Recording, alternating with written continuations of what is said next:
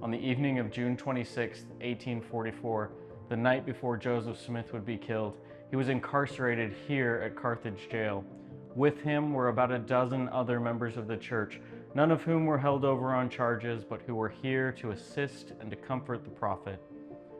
Hearing gunshots outside, Joseph Smith had moved to the floor where he laid next to a man named Dan Jones.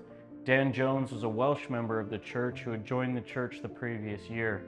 In his role as the captain of the Maid of Iowa, Dan had become close friends with Joseph Smith. As they lay here on the floor, trying to get some rest, Joseph asked Dan if he feared death. "Has it come to that?" Dan asked. When engaged in a cause as great as this, he said to Joseph, "Death holds few terrors." Hearing this, Joseph Smith made a prophecy, perhaps the last prophecy he made in this life.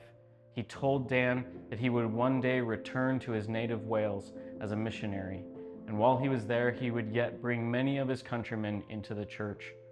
In 1845, Dan served his first mission in Wales, baptizing over 1,000 converts and creating 29 branches in his homeland.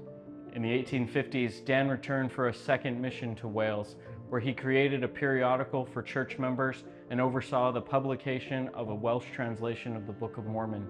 During that mission, more than 2,000 additional members of the church were baptized in Wales.